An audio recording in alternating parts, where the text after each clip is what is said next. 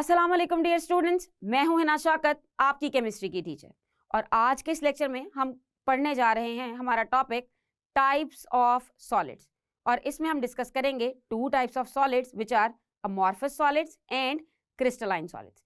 साथ ही साथ इस लेक्चर में होने वाली है कुछ discussion related to science and technology भी। सो स्टूडेंट्स, जल्दी से लेते हैं एक quick recap.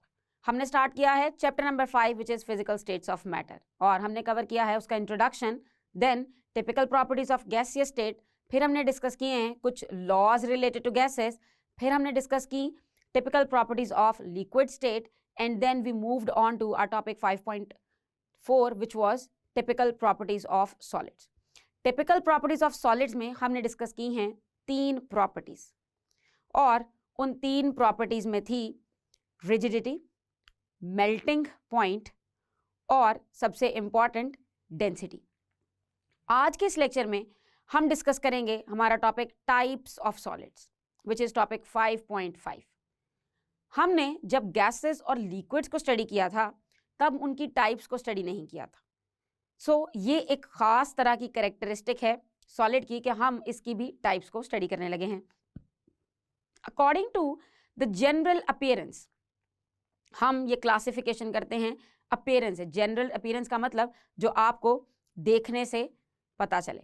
So according to the general appearance, solids can be classified into 2 types, and these 2 types are amorphous solids and crystalline solids. One by one इन दोनों types को discuss करेंगे, और आपको याद रखना है कि दोनों टाइप्स की डेफिनेशन, उनके अमॉर्फस या फिर क्रिस्टलाइन होने की रीजन, और साथ ही साथ उनकी एग्जाम्पल्स भी लर्न करेंगे। So let's start with amorphous solid. लफ्ज अमॉर्फस का मतलब होता है शेपलेस, यानी कि कोई ऐसी चीज जिसकी कोई डेफिनेट शेप ना हो। अब आप तो कहेंगे कि सॉलिड की तो फिक्स्ड शेप होती है, और हम कह रहे हैं कि सॉलिड की एक टाइप है विच इज शेपलेस। तो घबराने की जरूरत नहीं है, ये उस शेप की बात नहीं हो रही जिसे हम कॉमन लैंग्वेज में शेप कह लेते हैं। ये शेप है according to the arrangement of molecules. Yes. So the solids in which the particles are not regularly arranged, they are arranged. They are close to each other. They have strong intermolecular forces. They are connected with each other. But they are not regularly arranged. Or their regular shapes are destroyed. या हो सकता है वो पहले regularly arranged थे और फिर उनकी regular shapes हो गई destroyed. So ऐसे solids को हम कहेंगे amorphous solids, यानी कि shapeless सॉलिड्स। अब आपने 2 मुख्तलिफ तरह के अगर सॉलिड्स देखे हों, जैसे कि अगर एक ब्लॉक ऑफ स्टील है और साथ ही साथ आपके पास उसी साइज का रबड़ है। अब रबड़ भी सॉलिड है और ब्लॉक ऑफ स्टील भी सॉलिड है, तो क्या आपको ये दोनों बिल्कुल एक ही जैसे लगे? कोई ना कोई फर्क जरूर दिखाई देगा। रबड़ थोड़ी सी फ्लेक्सिबल होगी एज कंपेयर टू स्टील। आपको फील होगा कि रबड़ की शेप उस लेवल की डेफिनेट नहीं है जितनी स्टील की है। सो रबड़ है एक तरह का अमॉर्फस सॉलिड, यानी कि दूर से देखने में तो डेफिनेट शेप लग रही है, लेकिन अगर आप उसे क्लियरली ऑब्जर्व करें तो फिर आपको फर्क नजर आएगा उसकी शेप में, यानी कि उसकी शेप कुछ हद तक इररेगुलर हो सकती है। अब अगर हम देखें इसको पार्टिकल डायग्राम के अकॉर्डिंग, तो अमॉर्फस सॉलिड कुछ इस तरह से दिखाई देते हैं, जिसमें पार्टिकल्स हैं तो बहुत क्लोज, लेकिन उनकी तरतीब उस तरह की नहीं है। They are not arranged in a regular pattern. अब इससे एक और चीज पे फर्क आएगा which is melting points. We know that melting point is very important property for solid state. So melting point पे फर्क ये आएगा कि those solids which are amorphous in nature, they do not have sharp melting points. Sharp melting point का मतलब है कि जिस टेम्परेचर की बात हो रही हो exactly वही, जैसे 100 डिग्री सेल्सियस का मतलब 100 डिग्री सेल्सियस, 0 डिग्री सेल्सियस मतलब 0 डिग्री सेल्सियस। वो 0.1 नहीं हो सकता, 0.2 नहीं हो सकता, वो 1 भी नहीं हो सकता। So amorphous solids they do not have sharp melting points. अब अगर हम इसकी एग्जाम्पल्स की तरफ देखें, so we have plastic, rubber or even glass. They are amorphous solids. और क्यों है ये अमॉर्फस सॉलिड्स? क्योंकि उसकी एक निशानी ये भी हो सकती है कि they do not have any sharp melting point. ये तो कोई बात अमॉर्फस सॉलिड्स की। अब चलते हैं क्रिस्टलाइन सॉलिड्स की तरफ। सो क्रिस्टल बनता ही तब है जब पार्टिकल्स अरेंज हों इन अ रेगुलर पैटर्न। क्रिस्टल्स बहुत खूबसूरत खूबसूरत किस्म के भी हो सकते हैं, और आपने देखा होगा कि क्रिस्टल्स के एजेस भी होते हैं, और वो बनते हैं पार्टिकल्स की अरेंजमेंट से। Special type of arrangement of particle is going to give you different types of crystals. So the solids in which particles are arranged in a definite three-dimensional pattern, they are called crystalline solids. उन्हें हम कहते हैं crystalline solids. यानी कि अब अगर आप इस डेफिनेशन की तरफ देखें तो पार्टिकल्स अरेंज हों इन थ्री डायमेंशनल पैटर्न, तो उसे कहेंगे हम क्रिस्टलाइन सॉलिड. अब अगर पार्टिकल्स अरेंज हैं तो इसका मतलब होगा कि they will have definite surfaces और फेसेस. जैसे कि अगर आप स्टील के ब्लॉक को देखें तो आपको उसके फेसेस नजर आएंगे, उसके एजेस बिल्कुल शार्प नजर आएंगे as compare to rubber. Surfaces बिल्कुल डेफिनेट और स्मूथ नजर आएंगी. सो ये निशानी है क्रिस्टलाइन सॉलिड की. Each face has a definite angle with others. Face का मतलब साइड, साइड को हम फेस भी कहते हैं. सो एक फेस दूसरे फेस से एक डेफिनेट एंगल पे होगा, और वो एंगल चेंज नहीं होगा. वो चेंज तब होगा जब उस सॉलिड की शेप चेंज हो जाएगी या फिर वो सॉलिड मेल्ट कर जाएगा. अब इसमें चूंकि पार्टिकल्स बिल्कुल ही एक ही तरह से बिल्कुल रेगुलरली अरेंज्ड हैं, so they have sharp melting points. चूंकि उनमें इंटरमॉलिक्यूलर जो फोर्सेस हैं वो सब पार्टिकल्स के बीच में इक्वल हैं, सो सारे के सारे पार्टिकल्स एक ही मेल्टिंग पॉइंट पे मेल्ट करेंगे. इस वजह से उनका होगा शार्प मेल्टिंग पॉइंट. अब अगर इसकी एग्जाम्पल्स की बात करें क्रिस्टलाइन सॉलिड्स की, सो हमारे पास एग्जाम्पल्स में है diamond. Very important, we have seen crystals of diamond. It's a very expensive thing. ये एक कार्बन की ही एक तरह की फॉर्म है और ये क्रिस्टल्स बनाती है. इसके अलावा एक बहुत ही कॉमन क्रिस्टल आपने अपने घरों में देखा होगा, विच इज सोडियम क्लोराइड. जी हाँ, नमक. सोडियम क्लोराइड एग्जिस्ट करता है in the form of crystals. अगर आप नमक को अपनी हथेली पे रख के देखें तो आपको उसके छोटे छोटे पार्टिकल्स एक डेफिनेट शेप में नजर आएंगे, और वो होंगे सोडियम क्लोराइड यानी कि टेबल सॉल्ट के क्रिस्टल्स. सो अगर आप कंपैरिजन करें अमॉर्फस सॉलिड्स और क्रिस्टलाइन सॉलिड्स का, so you can see that amorphous solids they have spaces between them and their particles they are not regularly arranged. लेकिन अगर आप देखें क्रिस्टलाइन सॉलिड्स की तरफ तो आप देख सकते हैं कि in proper lines all the particles they are arranged. So आपको याद करनी है इनकी डेफिनेशन, इनके होने की रीजन और इनकी examples. So students, types of solids की तो आपको समझ आ गई होगी. सो अब डिस्कस करते हैं कुछ साइंस और टेक्नोलॉजी रिलेटेड बातें. जैसा कि आप जानते हैं कि हमने अभी डिस्कस किया है सॉलिड स्टेट ऑफ मैटर, और उसमें हमने देखी हैं कि उसकी types that they could be amorphous और they could be crystalline. So अब डिस्कस करते हैं curing with salt to preserve meat. यानी कि हम मीट को प्रिजर्व करने के लिए सॉल्ट कैसे इस्तेमाल कर सकते हैं, और सॉल्ट क्यों यूज होता है मीट को प्रिजर्व करने के. प्रिजर्व मतलब उसे महफूज करने के लिए. आपने ये चीज़ देखी होगी कि जब गोश्त को ज़्यादा देर के लिए महफूज करना हो तो उसे नमक लगाकर सुखा लिया जाता है, और उसके बाद वो ज़्यादा देर तक महफूज रहता है. सो आखिर इसके पीछे लॉजिक क्या है? चूँकि नमक एक सॉल्ट है और ये सॉलिड स्टेट में एग्जिस्ट करता है, और ये क्रिस्टलाइन सॉलिड है यानी कि ये क्रिस्टल्स की फॉर्म में मौजूद होता है. सो देखते हैं कि नमक में ऐसी क्या खास बात है कि वो मीट को प्रिजर्व करने के काम आता है. सो टेबल सॉल्ट या फिर sodium chloride is the most important ingredient for curing meat, and it is used in large quantity. Now, what is the reason behind this?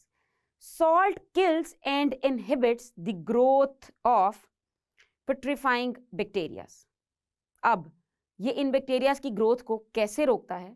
It can stop the growth. Inhibit का मतलब होता है किसी चीज को रोकना या फिर स्टॉप करना. So it can inhibit the growth by drawing water out of the meat. यानी कि सॉल्ट या फिर सोडियम क्लोराइड ये होता है एनहाइड्रस, यानी कि ये वाटर को एब्जॉर्ब करने की सलाहियत रखता है। सो ये मीट के अंदर मौजूद पानी को ड्राई कर देगा, उसमें से पानी को एब्जॉर्ब कर लेगा। और जब मीट के अंदर पानी का लेवल कम होगा, सो इसका मतलब है कि बैक्टीरिया उसमें ग्रो नहीं कर सकेंगे। So we can say that salt इधर it will kill the bacterias और it will inhibit the growth, या उसकी ग्रोथ या मल्टीप्लिकेशन के अमल को रोकेगा या फिर उसे किल कर देगा। अब इसके लिए कितनी कॉन्सेंट्रेशन चाहिए? So concentration of the salt up to 20% is required to kill most species of unwanted bacteria. ज्यादातर बैक्टीरिया को किल करने के लिए जो सॉल्ट की कंसेंट्रेशन रिक्वायर्ड है वो है 20%। And once properly salted the meat contains enough salt to prevent the growth of many undesirable microbes. यानी कि जब आप उसमें इनफ सॉल्ट डाल देंगे, इतना सॉल्ट जो कि कम से कम 20% होना चाहिए, सो उससे मजीद बैक्टीरिया की ग्रोथ नहीं होगी और कुछ टाइप्स ऑफ बैक्टीरियाज को किल भी किया जा सकता है। सो यहाँ पे आपने देखा कि किस तरह सॉलिड स्टेट में जो नमक है वो सिर्फ और सिर्फ हम पढ़ते ही नहीं हैं, सिर्फ और सिर्फ उसकी क्रिस्टलाइन लेटेस और क्रिस्टल लेटेस और स्ट्रक्चर को अंडरस्टैंड ही नहीं करते, बल्कि उसके बहुत ज़्यादा यूजेस भी हैं और वो यूज़ होता है उसकी प्रॉपर्टीज़ की वजह से। जैसे हमने देखा कि सॉल्ट यूज़ होता है उसकी इस प्रॉपर्टी की वजह से कि वो मीट में से पानी को ड्राई कर देता है। अब बात करते हैं कुछ इंस्ट्रूमेंट्स की। जैसा कि आप जानते हैं कि आपने इस चैप्टर में बहुत सी टेक्निक्स पढ़ी हैं जो कि किसी इंस्ट्रूमेंट के बगैर मैयर नहीं हो सकती। बहुत से ऐसे प्रोसेसेस हैं जिनके लिए इंस्ट्रूमेंट्स रिक्वायर्ड हैं। जैसे कि हर जगह डिफरेंट प्रॉपर्टीज़ में you have discussed temperature. So temperature का ऐसे ही पता नहीं चल जाता। We need to measure temperature by using instruments. So it means that instruments are very very important in science. और जैसे जैसे इंस्ट्रूमेंट्स में एडवांसमेंट आएगी वैसे वैसे साइंटिफिक डिस्कवरीज में भी एडवांसमेंट आएगी। So change of instrumentation as the science progresses. जैसे जैसे साइंस में एडवांसमेंट आ रही है वैसे वैसे इंस्ट्रूमेंटेशन भी चेंज हो रही है। So there are many aspects to be considered about the functioning of instruments. जब हमें एक इंस्ट्रूमेंट की फंक्शनिंग को कंसिडर करना है तो उसके बहुत से फैक्टर्स हो सकते हैं और साइंटिफिक ऑब्जर्वेशंस जो हैं they are determined by human sensory system. Human का एक बहुत स्ट्रॉन्ग सेंसरी सिस्टम है जिसमें 5 सेंसेस काम करती हैं। डिफरेंट तरह की ऑब्जर्वेशंस के लिए हमारे पास डिफरेंट सेंसेस हैं। जैसे अगर आपने किसी चीज़ को देखना है तो यू हैव आई साइट, अगर आपने सुनना है तो यू हैव योर ईयर्स, अगर आपने किसी चीज़ को महसूस करना है तो यू हैव योर स्किन, और अगर आपने किसी चीज़ को स्मेल करना है so you have your nose. So हमारे पास डिफरेंट तरह की सेंसेस हैं और साइंटिफिक ऑब्जर्वेशंस को डिटरमिन करने में ये सेंसेस काम आती हैं। सो बेसिकली ये जो सेंसेस हैं आप इन पे 100% रिलाई नहीं करते। सो ये रिलाई करती हैं इंस्ट्रूमेंट्स के ऊपर। So we can say that it generally relies on instruments that serve as mediators between the world and senses.